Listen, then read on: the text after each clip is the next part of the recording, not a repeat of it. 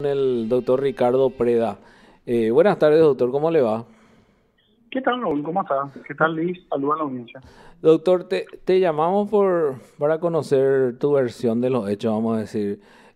Ya salió la resolución que rechaza la recusación y se forma un expediente disciplinario en tu contra, doctor. Dice disponer que se obtengan colpulsas del incidente de recusación planteado en estos autos por el defensor Ricardo Preda del Puerto y se forma un expediente por separado, de conformidad con el artículo 114 del Código Procesal Penal. Y antes de decidir sobre la imposición de sanciones, se deberá correr traslado al nombrado abogado para que formule su descargo por el plazo de 3 días, dice doctor.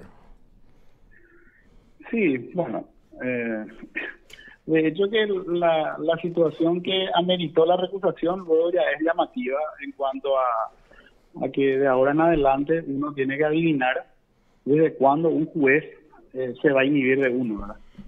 Este es el caso donde la doctora Marcet, quien antes trabajó en la Defensoría Pública, tuvo varios juicios con el juez Jesús Riera, en la cual en ninguno de ellos el juez Riera se apartó por ningún motivo, o sea, no se inhibió.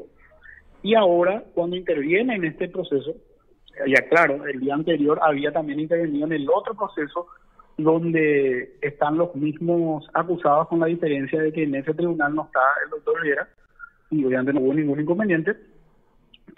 Interviene la doctora Marcel para coadyuvar obviamente en la defensa, debido a que particularmente me encuentro en varios procesos al mismo tiempo, en varios juicios y audiencias preliminares que son bastante complejas al mismo tiempo. Entonces, con la idea justamente de no aplazar ninguna audiencia por otra que uno tiene en puerta o en ejecución, es que entra la doctora Marcel. Resulta que en ese acto nos enteramos que el doctor Riera de ahí en adelante se va a inhibir de la doctora Marcet porque ahora está en el sector privado. Y el tribunal de sentencia dice que hay una diferencia cuando el abogado es de la defensa pública y cuando es un abogado defensor privado, porque quien le designa al defensor público es la Defensoría General. Bueno, en primer lugar, el código lo que regula es en qué casos un juez se debe inhibir de una de las partes.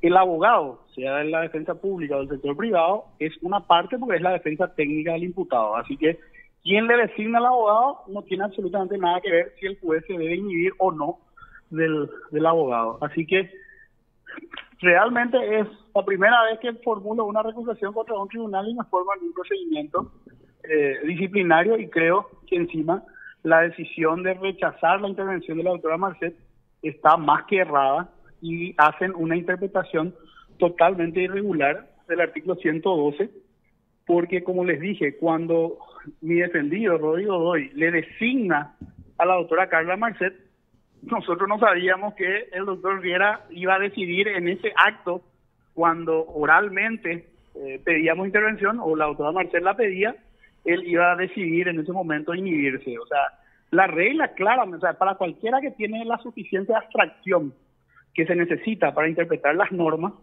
se daría cuenta que esa regla está creada para que uno, de mala fe, no le nomine a un abogado para que no intervenga un juez determinado. Eso nunca pudo haber ocurrido en este caso, porque como les dije antes, la doctora Marcet intervino en innumerables juicios donde el doctor Riera fue en algunos casos miembro, en otros casos presidente incluso de tribunales de sentencia. Así que bueno, veremos de qué se trata esto, y bueno, si nos sancionan por esto, deberemos considerar seriamente dedicarnos más a la academia, ¿verdad? Porque si el corporativismo judicial va a actuar de esta manera para, no sé, intimidar en este proceso a la defensa, definitivamente seguirán ellos ahí, ¿verdad? Defendiendo el sistema de justicia que tenemos, que creo que no es un ejemplo para los demás países de la región y del mundo. He visto que el Tribunal de Apelación estaba integrado por Gustavo Boadre, Andrea Vera Aldana y el doctor Enrique Mercado. ¿Es un tribunal penal de la adolescencia, doctor?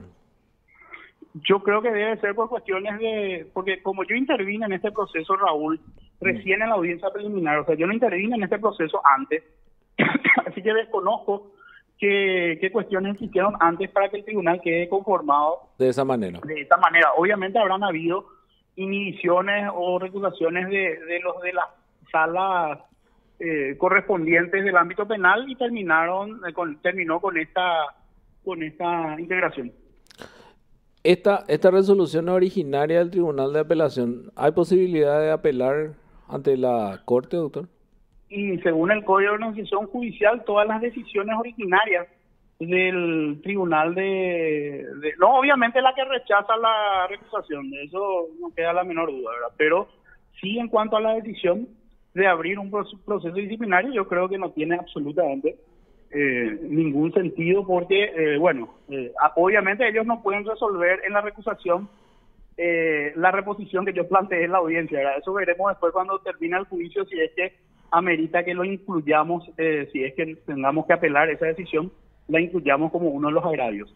Pero en cuanto a abrir un proceso disciplinario para alguien que simplemente reclamó y lo que quería era agilizar el proceso, resulta que ahora agilizar el proceso está mal visto, y también tenemos que los abogados particulares ser adivinos desde cuándo un juez, y por eso me refiero a la corporación judicial, es muy fácil tener un salario y cobrar cada mes, ¿verdad? Pero para los que ejercemos la profesión tenemos que trabajar en función a... Y yo estoy fuerza, yo hasta puedo coincidir en que está mal nominado un abogado al solo efecto de que un juez no participe en un proceso, pero esto está muy lejos de ser el caso, y por eso realmente me genera una sensación de injusticia, y bueno, es lo que nos toca ser paraguayos, ¿no? Dale, doctor. Muchísimas gracias por su tiempo. Gracias, Raúl. Gracias, Lee. Saludos a la audiencia. Hasta luego. Te informó PDS Radio TV Digital. El doctor Ricardo Preda del Puerto evidentemente quedó sorprendido por la resolución, porque él nos decía hace poco, es la primera vez, y estaba ejerciendo la abogacía hace rato, es la primera vez que recusa a un tribunal de sentencia, y ahora ya se le formó incluso un proceso disciplinario. Se siente agraviado, es lo que decía el... Y es evidente que va a apelar esta parte, por lo menos esta parte de la resolución, porque es una resolución originaria del tribunal de apelación en sí, ¿verdad? Te cuento algo también, Liz. Varios funcionarios judiciales plantearon ahora una acción de inconstitucionalidad en contra del artículo 238, inciso D del Código de Organización Judicial, y en contra de la acordada 7 de 1983, de conformidad con los siguientes fundamentos. Dice, específicamente es aquel que es la norma que prohíbe a los magistrados y funcionarios de la Administración de Justicia, cualquiera sea su jerarquía, ejercer otra función pública, profesión, comercio o industria directa o indirecta, salvo la docencia cuyo ejercicio será arreglado por la Corte, ni participar en actividades políticas, ¿verdad? Dicha norma violenta directamente numerosas disposiciones constitucionales, ¿verdad? Dice la acción, al privarles a los funcionarios judiciales de la posibilidad de participar libremente en actividades políticas, siendo que la Constitución Nacional restringe en su artículo